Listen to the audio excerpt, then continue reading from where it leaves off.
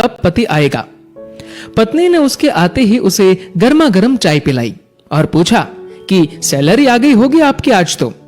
पति मुस्कुराहट के साथ बोला कि हाँ, और इस महीने ओवर टाइम का 12,000 रुपए बोनस भी मिला है। पत्नी की खुशी का ठिकाना नहीं रहा। पत्नी मीठी आवाज में बोली, क्या हम इस रविवार को शॉपिंग कराए? तो पति बोला कि ठीक है, लेकिन सिर्फ एक शर्त पर, कि यदि तुम हफ्ते में कम से कम एक बार मेरी मां से फोन पर बात कर उनका हाल पूछोगी तो। पत्नी ने दबी आवाज में हाँ कर दी। पति सिर्फ यह चाहता था कि उसकी मां और उसकी पत्नी के बीच जो भी अनबन है वह दूर हो जाए। ठीक 2 मिनट बाद पति के मोबाइल पर मां का फोन आया। उधर से मां बोली, कैसे हो बेटा? बेटा बोला, मां मैं ठीक हूं। मां ने सबका हालचाल पूछा तो पत्नी इधर मुंह बनाकर मन में सोच रही थी कि 1 तारीख है, अभी सैलरी आई है, इसलिए फोन करके पैसे मंगवाना चाहती है, लेकिन मैं 1 पैसा भी नहीं देने दूंगी इस बार तो। उधर मां बोली, बेटा थोड़ी मदद चाहिए। तो बेटा बोला, बोलिए मां, क्या हुआ मां?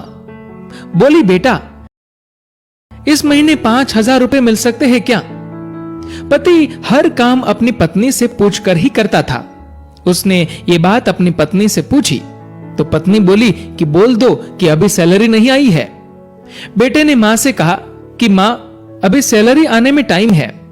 मां बोली, बेटा कैसे भी करके भिजवा दो प्लीज, हॉस्पिटल में इलाज के लिए चाहिए। पति ने यह बात पत्नी से दोहराई। पत्नी बोली, मां से बोल दो कि सरकारी हॉस्पिटल में इलाज करवा ले। पति ने मां को यही सलाह दी तो मां बोली, बेटा उधर इलाज सही से नहीं होता और वह ध्यान भी नहीं रखते। इस बार तो पत्नी को गुस्सा आ गया और वह अपने पति से बोली कि बोल दो उन्हें कि हमारे सर पर पहले से इतना बोझ है और अब इससे ज्यादा हम सह नहीं पाएंगे, इसीलिए सरकारी हॉस्पिटल में ही इलाज करवाओ। पत्नी के शब्द बिगड़ गए ये बोलते हुए कि वैसे भी 4-5 दिन की मेहमान है। पति इस बार बोला कि ऐसे तो मत बोलो मां के बारे में। इस बार पति को थोड़ा गुस्सा आ गया, लेकिन मन को शांत करते हुए मां से बोला, मां इस महीने नहीं हो पाएगा, इसलिए सरकारी हॉस्पिटल में ही करवा लीजिए आप इलाज। मां उधर से भीख मांगने लगी कि बेटा प्लीज 2,000 रुपए तो दे दो। तो पति आंखों में आंसू के साथ पत्नी से बोला कि कम से कम 2,000 रुपए तो देने दो। पत्नी गुस्से में थी, लेकिन जैसे तैसे मान गई और बोली कि ठीक है, बोल दो कि 2,000 रुपए भिजवा देंगे कल।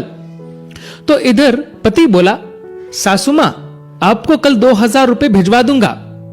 पति के मुंह से इस बार मां की जगह सासू मां सुनते ही पत्नी को चक्कर आने लग गई, जुबान लड़खड़ाने लगी, पसीना छूट गया और पति से पूछा कि क्या ये मेरी मां का फोन आया है? पति बोला, हां तुम्हारी मां का ही फोन है, मैं तो तुम्हारी मां को भी अपनी मां ही समझता हूं, लेकिन तुमने कभी मेरी मां को अपनी मां की तरह समझा ही नहीं।